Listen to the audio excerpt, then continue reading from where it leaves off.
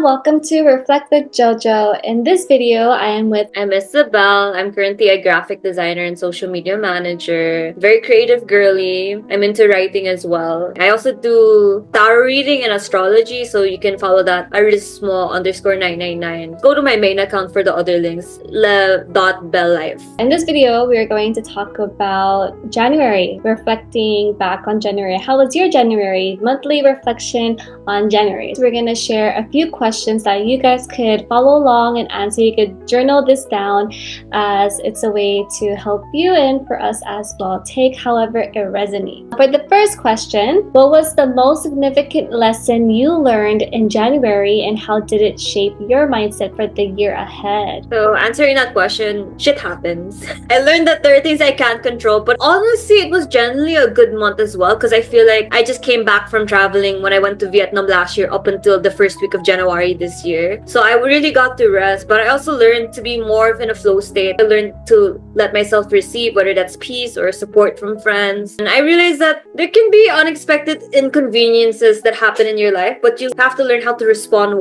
rather than react. That's something I really learned in January. Establishing boundaries, especially more so, I'm still reflecting for 2024 and being grateful for life and realizing things are happening for me, not to me. I think one of the main lessons that I've learned in January is definitely about having faith in yourself, having faith in the process, and having faith in the universe or God, whatever you guys believe in.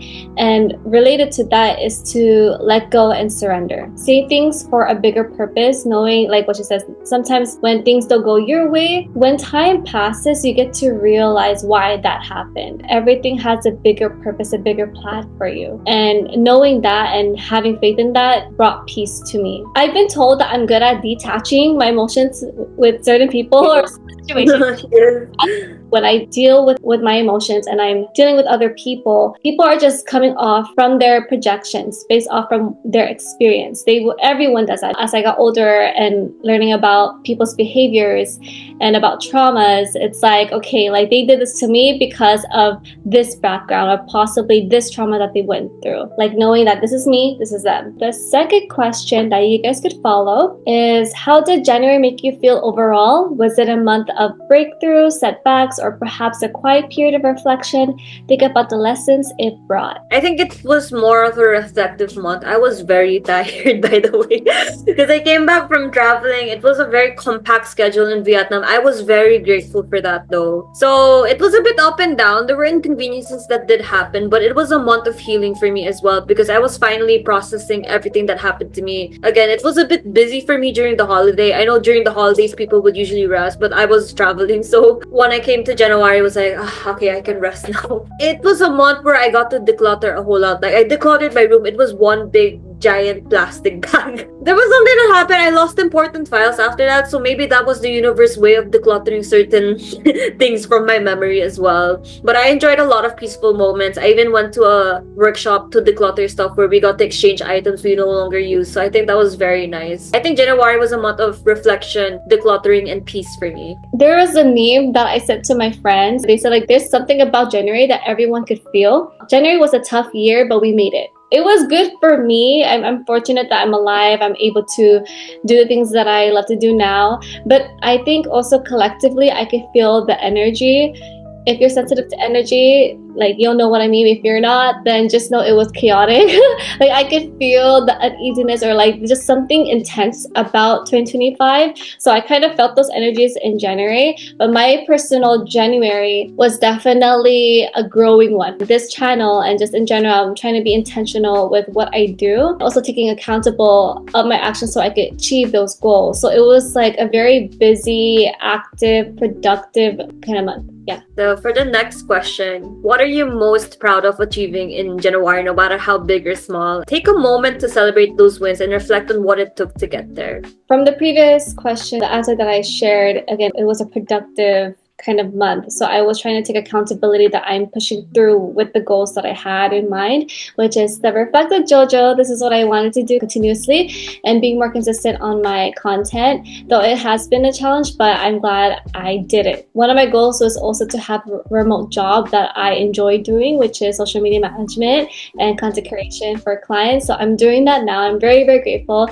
I'm very grateful for the people around me that were able to bring me to those opportunities. And again, just my hard work of like pushing through and telling myself the things that I needed and wanted to do. If you guys saw our previous video about confidence and breaking patterns, I talked about having boundaries. I'm very, very happy and proud of that because now people are not able to take advantage of me very easily, and they know when they approach me, it's like, oh, they're approaching me with respect. So I'm proud that I'm able to carry myself in a way where I could be respected, and again, just like owning my authentic self. So answering this question for me, it was more on small wins, I would say, because it was a month of rest for me, for real. I eat a lot healthier now. Because like when I came from Vietnam, the food is very fresh. They eat so many vegetables. So I'm very mindful about what I eat. I even have like an app called Moody where I keep track of my foods and like my mood also. So I think I eat a lot healthier now. That's a win for me because I've always been the type, like when I would eat vegetables, my friends would be like, you're actually eating vegetables, Akot. I'm like, come on, I eat veggies now, come on. So I think I eat a lot healthier. It's also because my skin had a reaction to something last year and it's gotten better now, so I'm grateful. Shout out to my manager. I did feng shui in my room as well. It makes me feel more organized. I feel like I have a more organized way of doing things, though I am taking my time as well. So yeah, that's what I achieved.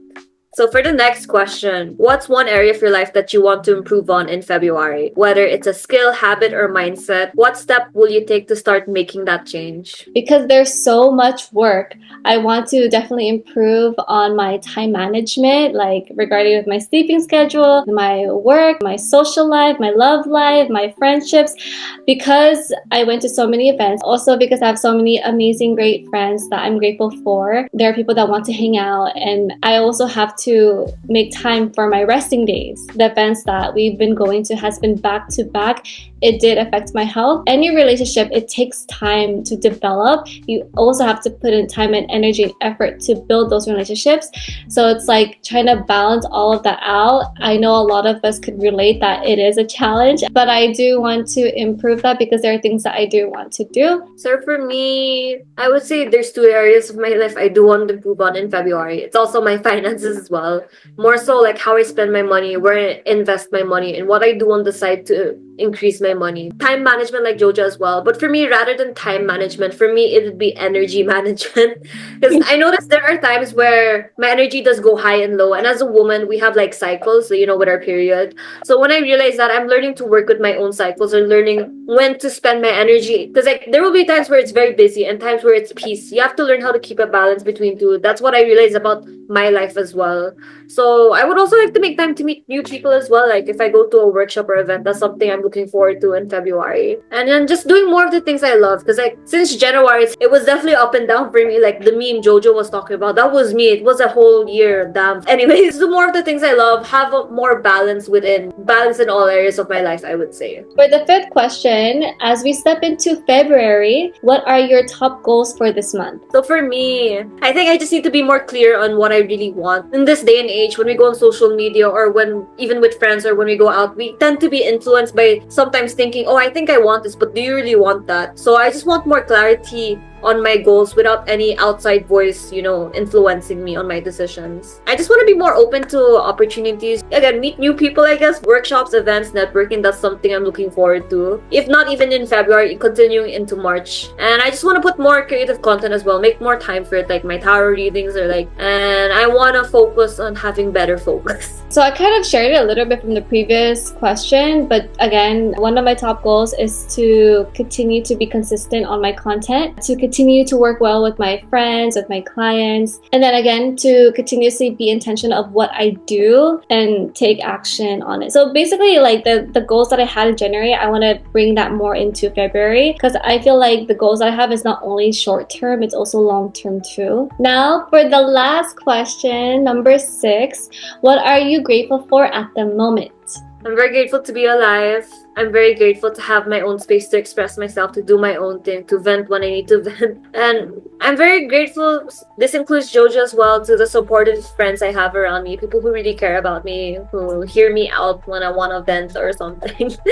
And I'm very grateful for my health as well. I'm grateful that my health is doing much better compared to last year. I'm very grateful for my money as well, the job I'm in.